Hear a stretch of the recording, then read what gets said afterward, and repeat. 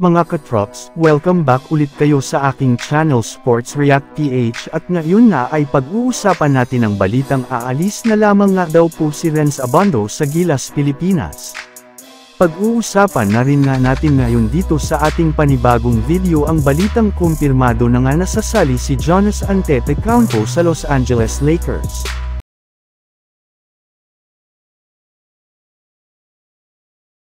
Bagamat man nga mga katrops, maganda ang ipinakita ni Renz Abando sa mga laro ng Gilas Pilipinas sa FIBA World Cup ay hindi pero naman na siya nabibigyan ng sapat na playing time ni Coach Chot Reyes. Sa katunayan, kahit man malaki nga ang naitulong nito sa Gilas Pilipinas sa huling mga minuto ng kanilang game kontra sa Angola ay hindi na rin naman nga ito naging sapat, gayon huli na rin naman nga itong nagawa ni Coach Chot kaya kinapos na nga sila sa oras. Kaya dahil nga dyan ay marami na ngang mga fans ang nagsasabi na ilagay nila si Renz Abando sa kanilang gagamiting first 5 kontra sa Italy. Ngunit ayon nga sa ilang mga analysts, mukhang impossible na rin naman nga itong mangyari gayong mas malaki pa rin nga ang tsansa na ibangko ulit siya ni Coach Chot Reyes.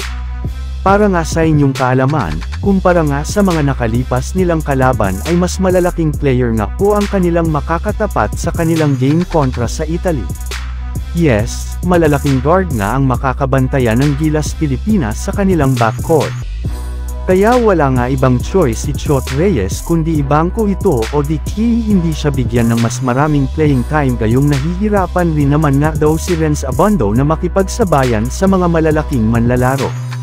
Kaya mukhang gagalitan na naman nga ni Coach Chot Reyes ang mga fans ni Renz Abando.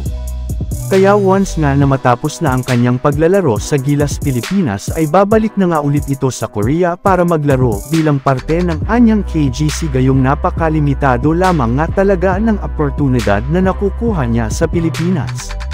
Maging ang kanyang mga fans nga ay gusto na rin namang pabolaikan siya sa KBL gayong mas naipapakita pa nga niya dito ang kanyang tunay na talento. Samantala pumunta naman tayo sa ating sunod na pag-uusapan ngayon sa balitang kumpirmado na nga nasasali si Giannis Antetokounmpo sa Los Angeles Lakers.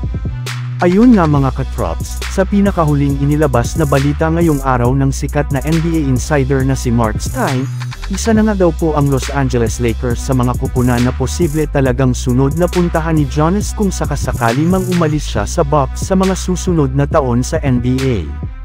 Kung inyong ang matatandaan, mismong si Giannis na nga ang nagsabi sa harap mismo ng media na hindi na siya pipirma pa ng contract extension sa Milwaukee Bucks gayong hindi rin naman niya alam kung ano ang mangyayari sa kanyang future at sa future ng kanilang kupunan.